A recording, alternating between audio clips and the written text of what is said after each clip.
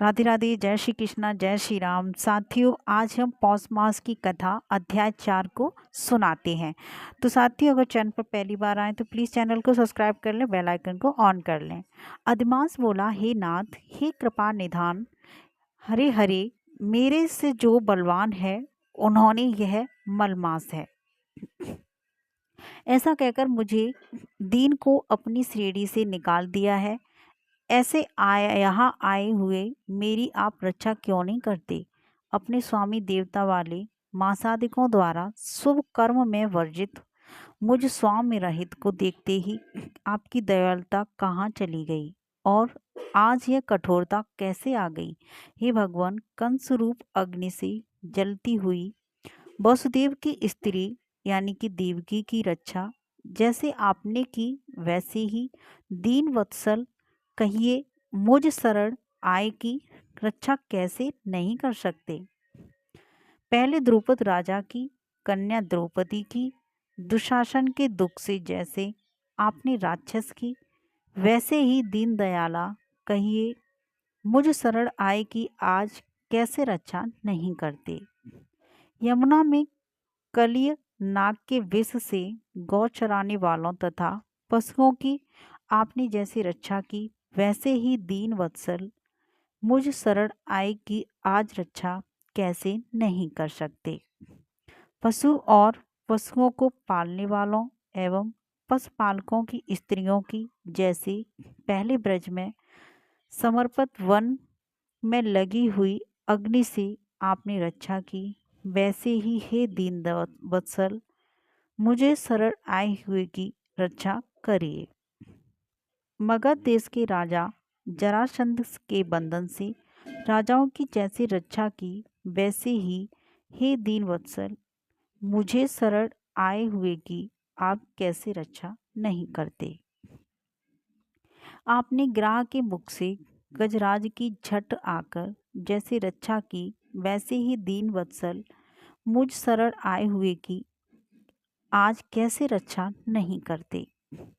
श्री नारायण बोले, इस प्रकार भगवान को कह स्वामी रहित मलमास आंसू बहता मुख लिए जगतपति के सामने चुपचाप खड़ा रहा।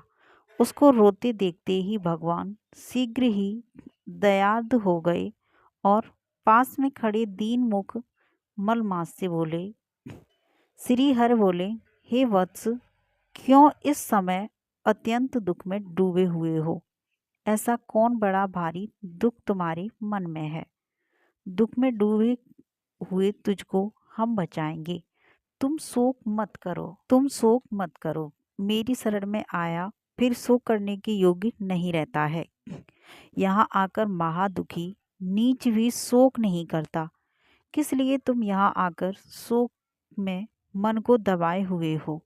जहाँ आने से न शोक होता है, न कभी बुढ़ौती आती है, न मृत्यु का भय रहता है, किंतु नित्य आनंद रहता है। इस प्रकार के बैकुंठ में आकर तुम कैसे दुखित हो? तुमको यहाँ पर दुखित देखकर बैकुंठवासी बड़े विस्मय को प्राप्त हो रही हैं। हे वत्स, तुम कहो इस समय तुम मरने की क्यों इच्छा करते हो? श्री नारायण बोले, इस प्रकार भगवान की वाक्य सुनकर बोझा लिए हुए आदमी जैसे बोझा रखकर श्वास पर श्वास लेता है, इसी प्रकार श्वासोच्छ्वास लेकर अधिमास मधुसूदन से बोला। अधिमास बोला, हे भगवान, आप सर्वव्यापी हैं, आपसे अज्ञात कुछ नहीं है। आकाश की तरह आप विश्व में व्याप्त होकर बैठे हैं। चर अचर में व्याप्त विष्णु आप सबकी साक्षी हैं। विश्व भर को देखते हैं।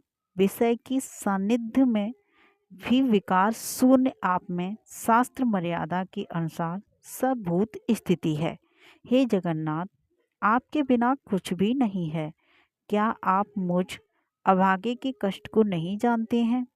तथापि हे नाथ, मैं अपनी व्यथा को कहता हूँ। जिस प्रकार मैं दुख जाल से घिरा हूँ, वैसे दुखित को मैंने न कहीं देखा है और न सुना है। क्षण निमेष मुहूर्त पक्ष मास दिन और रात सब अपने अपने स्वामियों के अधिकारों से सर्वदा बिना भय के प्रसन्न रहते हैं। मेरा न कुछ नाम है, न मेरा कोई अधिपति है, और न कोई मुझको आश्रय है। अतः क्षणाधिक समस्त स्वामी वाले देवों ने शुभ कार्य से मेरा निरादर किया है। यह मलमास सर्वदा त्याज्य है, अंधा है, गर्त में गिरने वाला है, ऐसा सब कहते हैं। इसी के कारण से मैं मरने की इच्छा करता हूँ। सब जीने की इच्छा नहीं है।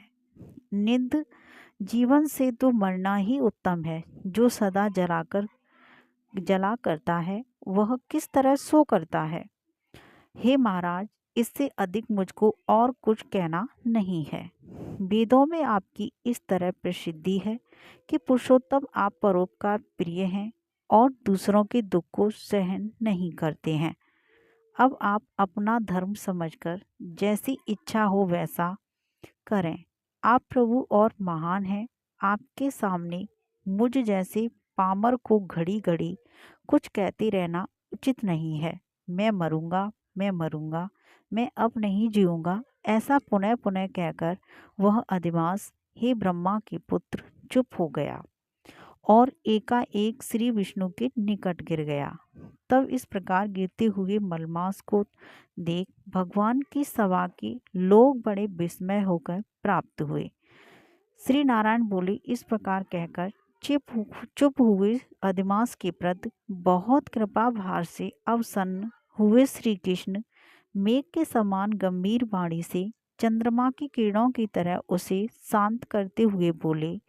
सूत जी बोले, हे पिप्रो, वेद रूप रिद्धि के आश्रित नारायण का पापों के समूह रूप समुद्र को शोषण करने वाला बड़वानल अग्नि से समान वचन सुनकर प्रसन्न हुए।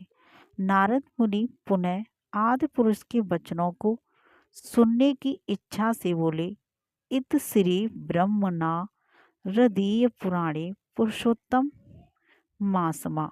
साथियों, पौष माह की यह कथा अध्याय 4 की समाप्त होती है। आप सभी को आज की कथा कैसी लगी हमें कमेंट बॉक्स में कमेंट करके ज़रूर बताया करें।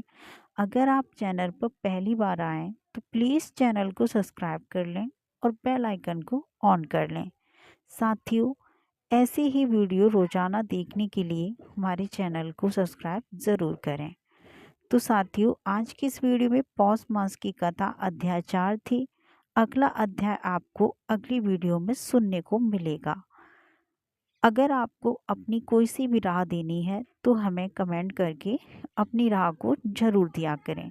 आप सभी को जय श्री कृष्णा, जय श्री राधे, राधे राधे, जय श्री श्याम।